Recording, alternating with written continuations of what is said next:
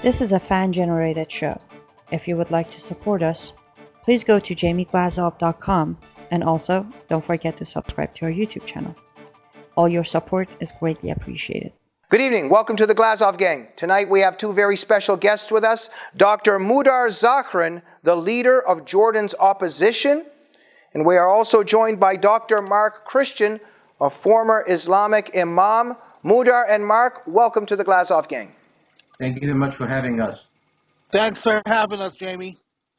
Thank you. We want to discuss this evening what's happening in Syria, the refugee crisis in Europe, and perhaps we'll get to the issue of Islam as well, because both of you bring something very interesting to the table. Let's begin with a little bit of your backgrounds, each of you.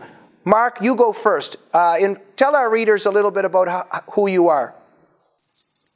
You mean our...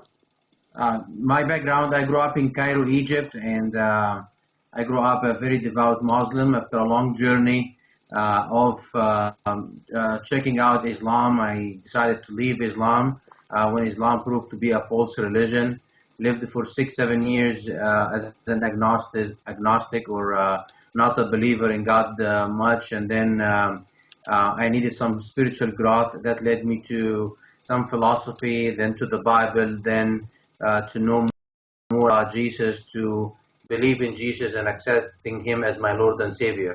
And it has been over 11 years since I am a Christian, born-again Christian, follower of Jesus Christ.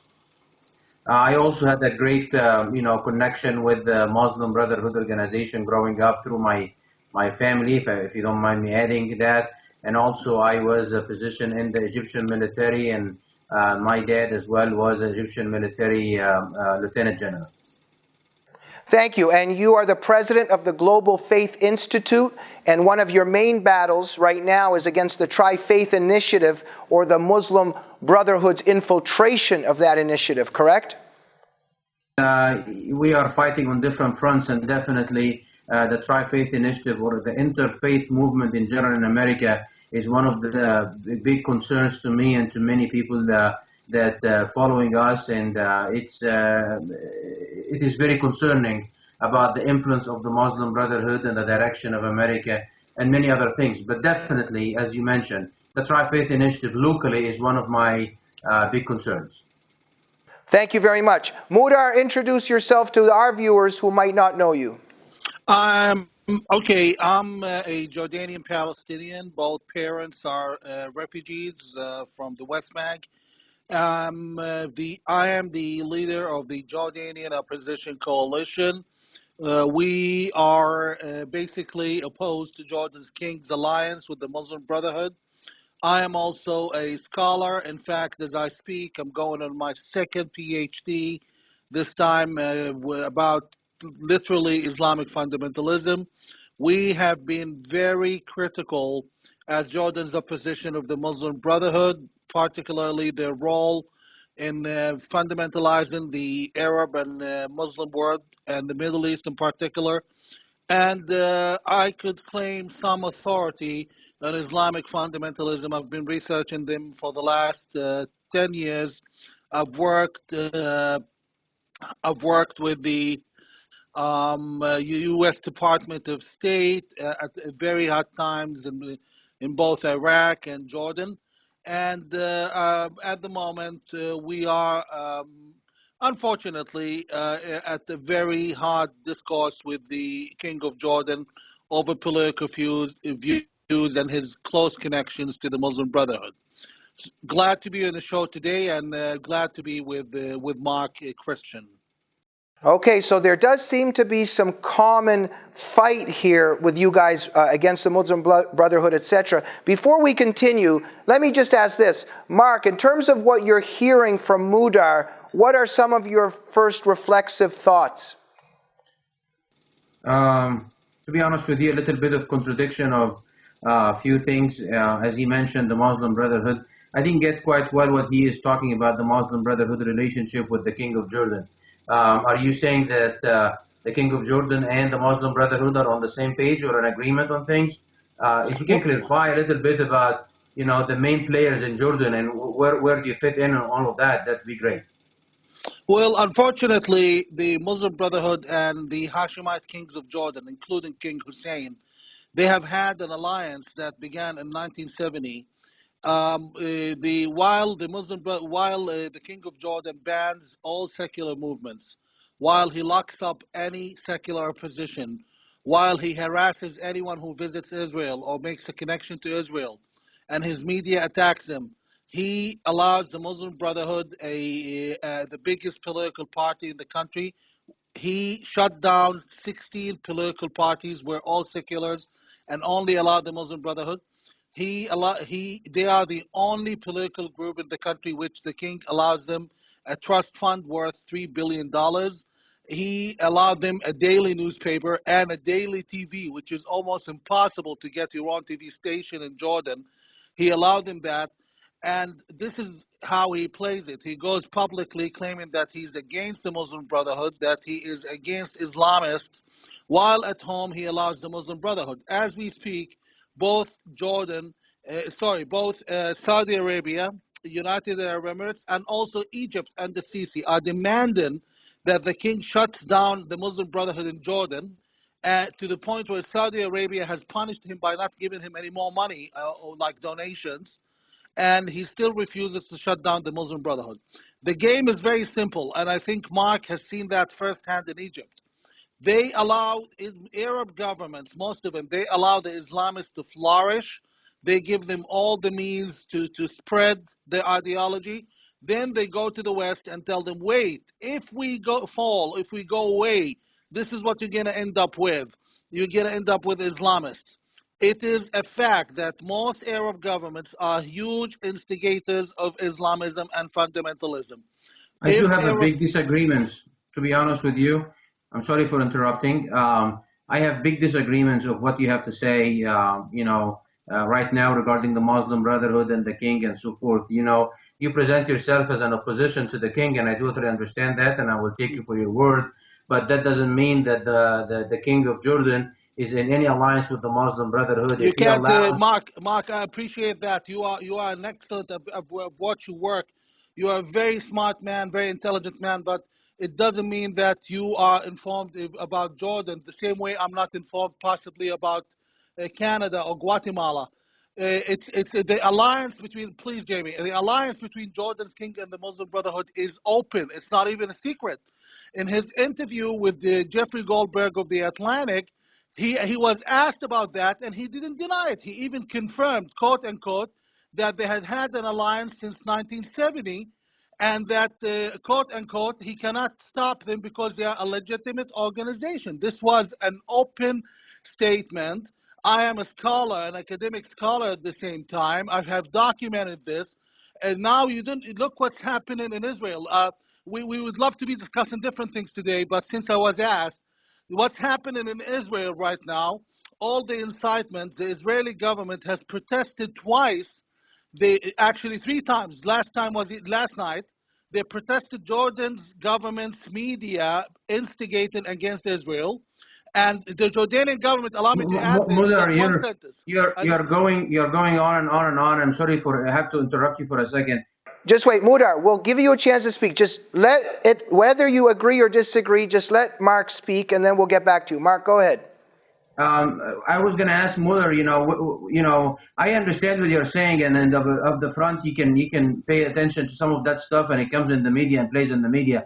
And I'm not going to go into details of the Muslim Brotherhood with the king, but I want to ask you, which part of the Palestinians are you aligning yourself with, Hamas or Fatah?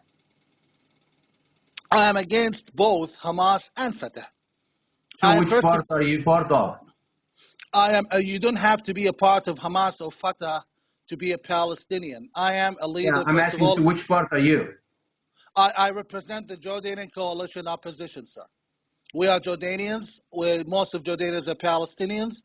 Jordanian coalition opposition is secular, You are completely you secular. you are you are in this group that wants to resurrect what happened in 1970, between 1967 and 1970. You want to take over Jordan to make it a Palestinian country. No. Absolutely not. Why? I'm not sure why you connected me. You insisted on finding a group where you put me on. I gave you the name of my group, and we're very, very, very clear. We're Jordanians who want the secular Jordan. where the Muslim Brotherhood is banned and Islamists are not tolerated. What do you think is happening in Israel right now? What do you think of what's going on over there? I'm not sure how is this connected to today's group. But since you've asked, we're absolutely against that. We think it's a massive, well-instigated and well-planned terrorism wave. Does your group believe that Jerusalem belongs to the Jews or belong to the Arabs? Okay, first of all, I'm not sure what you are trying. Okay, Mark, since you started this, I have to finish it. Please give me the time. Mark is trying to find a way to demonize this Muslim sitting in front of him and make him, look bad. Now he's going to go into Sharia. Now he's going to go into everything. Please, let's try to have a constructive discussion where we discuss ideas instead of persons. I have done enough work. The person you're talking to is wanted by both Hamas and Fatah. They both want his head. So how about you start asking constructive question, Mark? About Jews, I'm not trying to dodge the question. About Jerusalem, sir. Jerusalem, I think we have a very wonderful arrangement in Jerusalem. First of all, the most Palestinians, since you've asked, they would rather be under 77% would rather be under Israeli control in Jerusalem because it's a better administration than the Palestinian one.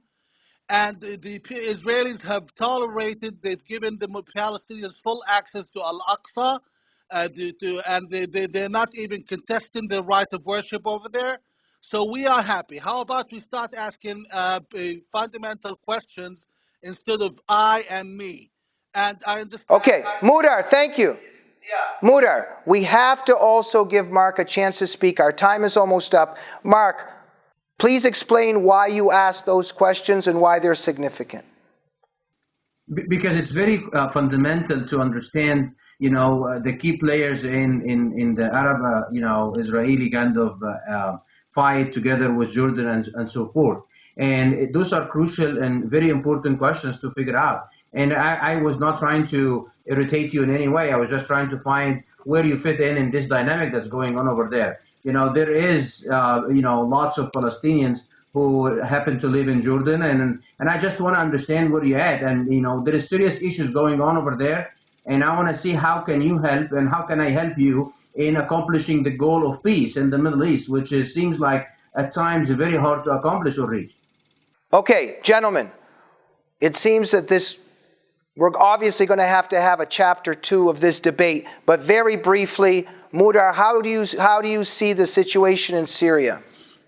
Situation in Syria, there's no more moderate fighters. Now we're left with Assad and ISIS. Most of the help and the donations and the weapons that were sent to Syria were actually filtered down to the Islamists. There's nothing left as a moderate opposition. So now we have a choice between Assad and ISIS, or a comprehensive choice of basically bombing both of them. This has been Syria now is another radicalized country, another Afghanistan, and unfortunately, a lot of the refugees who are moving to Europe right now, and I am a Muslim refugee in Europe. Most of them, many of them already have fought in this Islamist war. So we're looking at very dark times ahead, and the West is already paying a cost for it. How do you see the situation in Syria and the refugees coming into Europe and Mudar's angle on it? The situation in general in the Middle East is a very dire situation.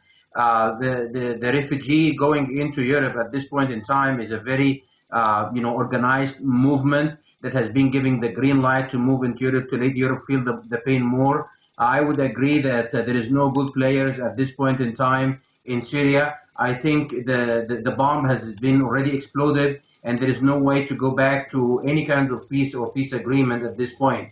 I think the best solution in the Middle East at this point is the two mega powers to stop interfering into the business of the Middle East for some time and try to figure it out and try to solve their own problems. There's going to be bloodshed. There's going to be a disturbance. There's going to be unrest. But, things is going to solve itself if the two mega powers stopped intervening, especially President Obama and the NATO, when they are trying to push the agenda of the Muslim Brotherhood in Syria, in Jordan, in Egypt, and all the Middle East. That's going to be very dangerous. It's going to lead to a chaos in the Middle East more than it is right now. Very quickly, Mudar, is it in the West's interest in terms of what Putin is doing? Okay, well, Putin is not there to end the. He doesn't seem to be bombing ISIS or doing the job he should be doing. He's protecting Assad and protecting his naval rights to a naval base to the Mediterranean. Uh, as we speak, let's make it clear: nobody is dealing with ISIS in Syria in any proper fashion. So they will grow. They're exporting oil. They have incredibly strong support with the Muslim Brotherhood in Jordan, Egypt, and elsewhere. This is just the beginning. This is a prelude of what we're going to see. In my opinion, and probably Mark agrees, in 10 to 15 years, we will actually see an Islamic caliphate with embassies in the West, possibly, because they have to deal with it the way they had to deal with the USSR. This is very unfortunate. This is very dark times. And I hate to be this pessimistic. Unless something is drastically done, we're looking at, in short, the same way people were tolerating Hitler, thinking that he's going to go away or things won't be that bad. And after 10 years, they proved to be wrong. I think we're seeing the same situation. Can I interfere for a second, please? First of all, to understand the subject of Syria, this is not the right way to even approach it, because we are just talking from all over the place, and I would love to give the time to explain what's going on in Syria and what's going on in the Middle East, and how President Obama and President Putin has been playing chess game for quite some time. And you can go to our website to understand few of the things, but I would love to do it on your show in more details. But I would love to ask right now, Mudar, if you don't mind, what do you think is Islam in its current form is capable of living within the West and within the laws and the constitution of Western countries and America? Is it in any way a peaceful religion, or can be a peaceful religion? Well, this question requires a whole episode. This question cannot be answered in 1 minute, Mark, and you probably know that. Islam, as in its original form in the Quran, is not very different from many other religions. It has some violent verses, 109 violent verses, I think, out of 40,000 verses, so it's not too bad compared to other religions. If you go to the Hadith, the teachings which writers claim Muhammad has said, Hadith was written 300 to 400 years, 300 to 400 years after Muhammad died. So the Hadith, to answer your question honestly and clearly, calls for ISIS actions. Most of what ISIS does, if you watch their videos, they give you a part of the Hadith which tells them to do so. When they burned the Jordanian pilot, they got a part of the Hadith which tells them to do that. And so basically, anyone following the Hadith in its concept will actually So, in your opinion, ISIS. Islam is a peaceful religion? Our time is up. Mark, go ahead with a final statement, and we're going to have to bring you back for round two. Mark, final statement goes to you. I really love what Mudar has to say, that the hadith or the actions of Muhammad is completely 100% in aligning itself with the actions of ISIS, Al-Qaeda, and the current chaos that we see coming out of Islam. I think there is no hope whatsoever except after we defang the Islamic religion from its political ambition, whether it is over land, whether it's over countries or constitution or Sharia law. It is time for Muslims, if they want to live and coexist with the humanity that we live nowadays, they have to defang their own religion from its political agenda and its constitution that is called Sharia law. Okay, gentlemen, thank you to our viewers. On the one hand, we apologize, a little bit of a chaotic show. At the same time, a very interesting show, profound show. Many important things were brought up. And Mudar and Mark, I think we definitely need a round two, correct? Yes. Looking forward to it. Mark, Christian, Mudar Zahran, thank you for joining the Glazov gang. We'll see you on here soon. And thank you for joining this edition. We'll see you soon. Good night.